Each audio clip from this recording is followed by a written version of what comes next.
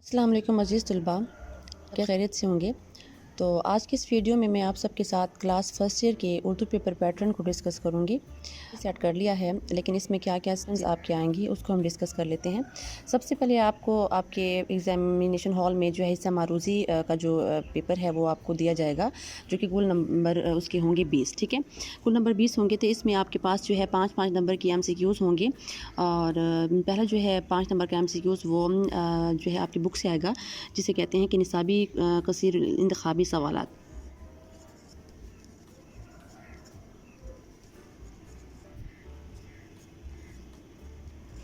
जो कि आपके आई थिंक 14 असबाक हैं। ठीक है, और 14 असबाक में से आपके किसी भी पार्ट में से आपके 5 नंबर के क्वेश्चंस आ सकते हैं। तो इसको आपने अच्छे तरीके से याद कर लेना है, किसी भी सबक को आपने स्किप नहीं करना। आपके लिए आपका जितने भी असबाक हैं वो बहुत इंपॉर्टेंस रखते हैं।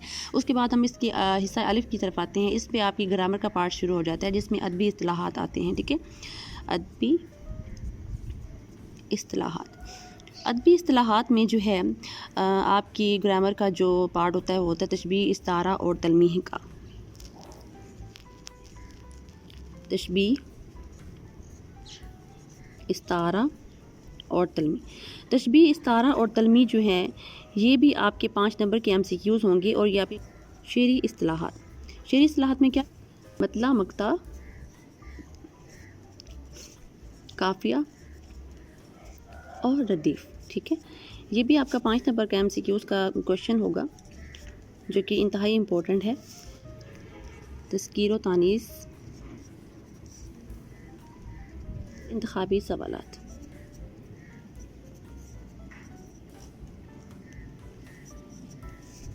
ये भी आपका जो है 5 नंबर का MCQs कंप्लीट हुआ है। अब हम आ जाते हैं हिस्सा इंशाया की तरफ। हिस्सा इंशाया जो है आपका कुल नंबर इसके 20 होते हैं। ठीक है, कुल नंबर 20 होते हैं। इसमें आपका जो क्वेश्चन नंबर 2 होता है इशार की तशरीह के हवाले से होता है।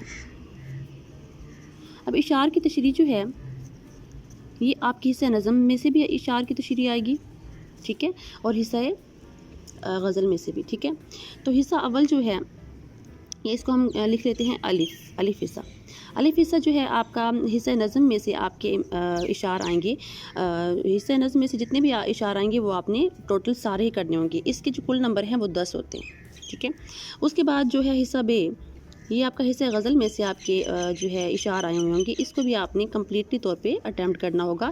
हिस्सा गज़ल के जो मार्क्स हैं वो भी 10 नंबर हैं। अब हिस्सा नज़म जो है इसमें आपने नज़म का उन्वान और शायर का नाम भी लिखना है, जिसके 2 नंबर होते हैं। ठीक है, और 8 नंबर तो इस तरीके से आपके 10 नंबर बन जाते हैं। रही बात आपके हिस्सा गज़ल की, हिस्सा गज़ल में आपने सिर्फ शायर का नाम लिखना होता है और बाकी आपने तशरीह उसके इशार की तशरीह करनी होती है। इस तरह आपके 10 नंबर कंप्लीट हो जाए। सवाल नंबर जो 3 है ये आपका सियाक़ व सबाक़ की तशरीह के हवाले से होता है, करना होता है, क्योंकि इसकी जो कुल नंबर हैं वो 15 हैं। ठीक है, अगर आप इसको अच्छे तरीके से करेंगे तो आपको इंतहाई अच्छे मार्क्स भी हासिल हो सकते हैं। और ये 15 नंबर का सवाल है। अब हम आ जाते हैं सवाल नंबर 4 की तरफ। सवाल नंबर जो 4 है वो निसाबी सबक का खुलासा होता है। ठीक है, निसाबी सबक का खुलासा।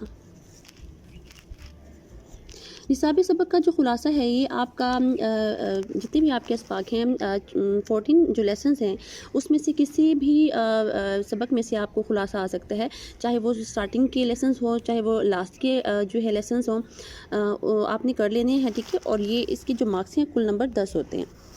सवाल नंबर जो 5 है, सवाल नंबर 5 आपका नज़म का खुलासे का सवाल होता है। नज़म का खुलासा। ठीक है, नज़म का खुलासा जो है इसके जो मार्क्स हैं वो हैं 5 नंबर।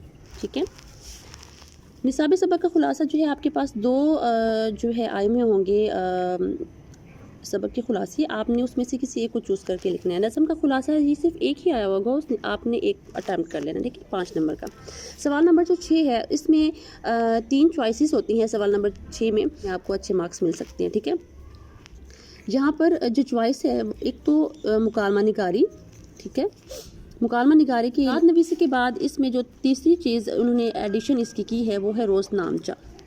इस तलबा क्या करना है कि मुकालमा निगारी, रोदात नवीसी या रोज़नामचा, इनमें से आपने किस पर ज़्यादा फोकस करना है। करने तो आपने तीनों ही हैं, لیکن آپ نے اپنے پیپر میں مکالمہ نویسی کو ہی اٹیمپٹ کرنا ہے، کیونکہ اس کو آپ نے چار صفحات پر کمپلیٹ کرنا ہوگا۔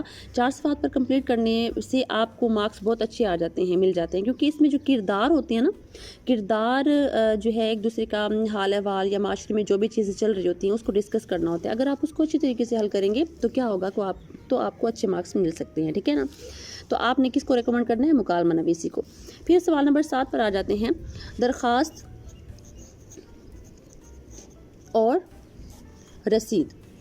یہ ایسے کویشچنز ہیں کہ جو ہمارا پیپر پیٹرن ہے یا جو بورڈ ہوتا ہے اس میں ان کی اپنی مرضی ہوتی ہے، یا تو ایک سال میں وہ درخواست کا سوال دے سکتے ہیں یا پھر وہ رسید کا اس نے اٹیمپٹ کرنا ہوتا ہے، ٹھیک ہے۔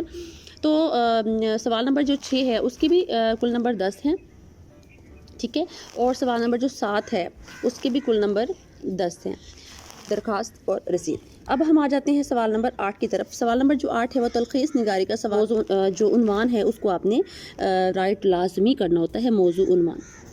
اس کا جو طریقہ کار ہے وہ بھی میں وقت کے ساتھ آپ لوگوں کو سمجھا دوں گی، ٹھیک ہے۔ اس کے بھی کل نمبر 10 ہوتے ہیں، تو ٹوٹل ہمارے پاس جو کل نمبر بن رہے ہیں وہ 100 بن رہے ہیں، حصہ معروضی میں سے 20 اور حصہ انشائیہ میں سے 80۔ امید ہے کہ آپ کو کلاس فرسٹ ایئر کا جو اردو کا پیپر پیٹرن ہے اس کی سمجھ آ گئی ہوگی، اور امید کرتی ہوں کہ جو ہے آپ کو میری یہ ویڈیو بھی بہت پسند آئی ہوگی۔ اگر آپ کو میری ویڈیو پسند آئی ہو تو عزیز طلباء آپ میری ویڈیو کو لائک کریں، سبسکرائب کریں، ٹھیک ہے،